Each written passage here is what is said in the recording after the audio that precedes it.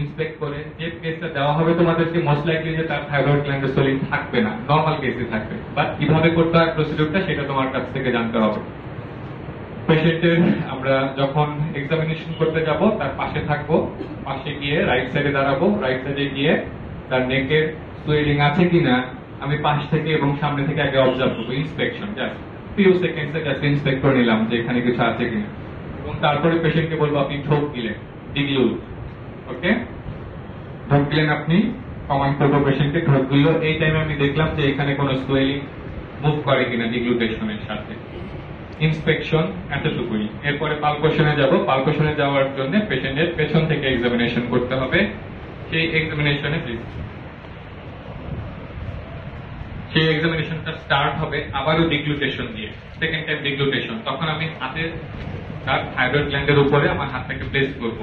তাহলে থাইরয়েড গ্ল্যান্ডটা কোথায় আছে সেটা জেনে নিতে হবে, যেটা কোথায় থাকে, হার্ট এবং ফোর্থ রিং এর পাশে, ঠিক আছে, এই যে দুই পাশে। আমি যদি উপরে ধরি তাহলে হবে না, এই যে আমার যে মেইন যে প্রমিনেন্ট কার্টিলেজটা আছে তার নিচে যে পিকোয়েড কার্টিলেজটা আছে, সেকেন্ড যে প্রমিনেন্ট কার্টিলেজ পিকোয়েড কার্টিলেজ তার ঠিক পাশে আমি হাতটা রাখবো, ওকে।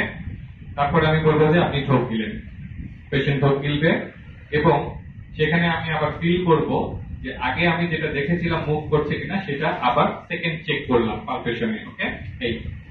এইটার পরে যেটা হবে আমি সেই সোয়েলিংটাকে আমার পালপেশনে এক্সামিনেশন করে দেখব।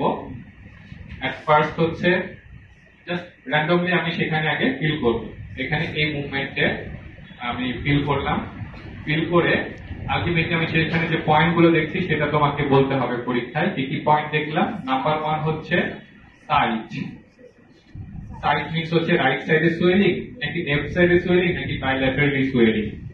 দেন হচ্ছে সাইজ, অ্যাপ্রক্সিমেট যে নডিউলটা আছে যদি থাকে, তোমার কেসটা যদি নরমাল হয় তাহলে তো বলবো যে নরমাল, জাস্ট প্রসিডিউরটা দেখো, বাট যদি সোয়েলিং থাকে তাহলে সেখানে তার সাইজ, অ্যাপ্রক্সিমেট সাইজ, সেটা 2 সেন্টিমিটার বাই 3 সেন্টিমিটার নাকি এটা আমরা বলবো।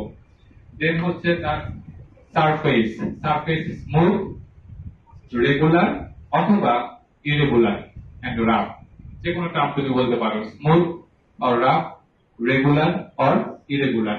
Margin, margin regular or irregular.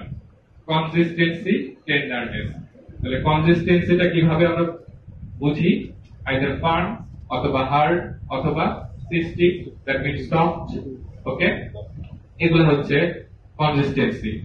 দেন হচ্ছে টেন্ডারনেস, টেন্ডারনেসটা দেখার সময় অবশ্যই পেশেন্টের মুখের দিকে একটু দেখতে হবে যে টেন্ডার কিনা, ওকে। আমি যখনই পালপেশনে যাব একটা মোমেন্টে একটু তুমি সামনে আসবা, জাস্ট আমরা জানি যে এটা নরমাল কেস, তার থাইরয়েড সোয়েলিং নাই, but it's part of examination, আমি তাকে চেক করব যে টেন্ডারনেস আছে কিনা, ওকে। এক্সামিনার এটাই নোটিস করবে যে তুমি তার টেন্ডারনেসটা চেক করলে কিনা। কারণ আমরা যখন রিপোর্ট বলবো তখন একসাথে তো সবগুলো বলবো যে there is no thyroid swelling, no tenderness, nothing, okay. এই এবং এর সাথে কি আছে, overlying skin and free from overlying skin and underlying structure, সেটাও চেক করে দেখবো। যদি কোনো নডিউল থাকে সেটা আমার ওভারলাইং স্কিনটাকে টান দিয়ে দেখবো যে সেটা ফ্রি কিনা, আর আন্ডারলাইং যে স্ট্রাকচার আছে সেটা থেকে ওই নডিউলটা ফিক্স কিনা সেটা আমাকে চেক করতে হবে। এই এখন সাপোজ যদি আমার একটা লেশন থাকে তাহলে সেটাকে ডেসক্রাইব করতে হবে এবং ডেসক্রিপশনটা এই সবগুলো পয়েন্ট ধরে ধরে বলতে হবে। যদি তুমি একবারে বলতে পারো গুড, তাহলে মনে করে করে বলবা যে there is a rounded structure, solid structure found on the right thyroid gland which is approximately 2 centimeter in diameter. The surface of the nodule structure is smooth, margin is regular, consistency is firm, there is no tenderness, and that structure is free from the overlying skin and underlying structure. সবগুলা যতটুকু বলতে পারো, যতটুকু cover করতে পারো বলবা। আর না হলে যেটা হবে টিচার জিজ্ঞেস করবে যে এটা, এক্সামিনার জিজ্ঞেস করবে যে এটা কনসিস্টেন্সি কেমন ভেঙে ভেঙে, বাট তোমার কাছে জানা থাকতে হবে যে এই সবগুলো পয়েন্ট তুমি চেক করে আসছো। তোমাকে যদি জিজ্ঞেস করে যে এটা কনসিস্টেন্সি কেমন, ব্ল্যাঙ্ক থাকবে না, তুমি জানো যে এখানে কনসিস্টেন্সি এগুলো হওয়া সম্ভব, মোস্ট লাইকলি ফার্ম হয়, ম্যালিগনেন্সি হলে কি হবে, হার্ড হবে, রাইট। আর যদি অ্যাক্সেস হয় তাহলে সিস্টিক হবে, মানে সফট হবে। তাহলে কোনটা হার্ড কোনটা সফট, এটা আমরা কি আমাদের বডির নরমালটার সাথে জানি, অলরেডি জানার কথা আমি তোমাদেরকে বলছিলাম যে কোনটা ওকে রাইট, কার্টিলেজ কোনটা হবে, রাবারি, এটা আমরা জানি। Palpation of the neck swelling এর পার্ট হচ্ছে examination of the cervical lymph node, it's part of that.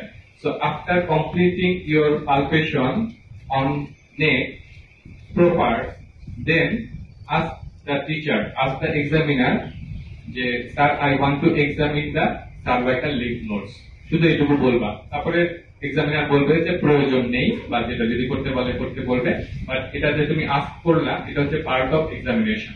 ওকে, যদি সার্ভাইকাল লিম্ফ নোডস আলাদা আলাদা টপিক, বাট যখন তুমি নেকের এক্সামিনেশন করবা তখন যদি কোনো সুয়েলিং পাও তাহলে তোমাকে সার্ভাইকাল লিম্ফ নোডস এক্সামিনেশন করতে হবে।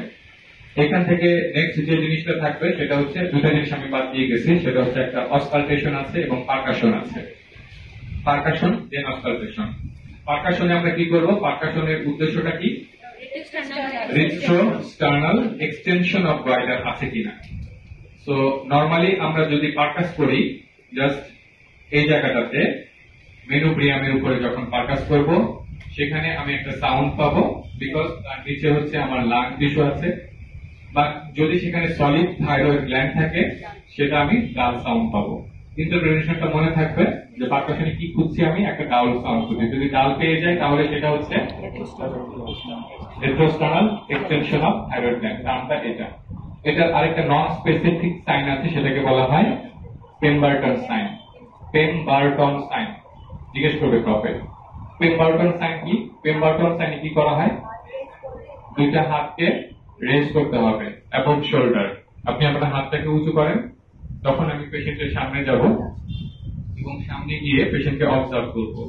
এই টাইমে কোন কোন চেঞ্জ হবে আমরা জানি, না জানলে আবার শুনে নাও।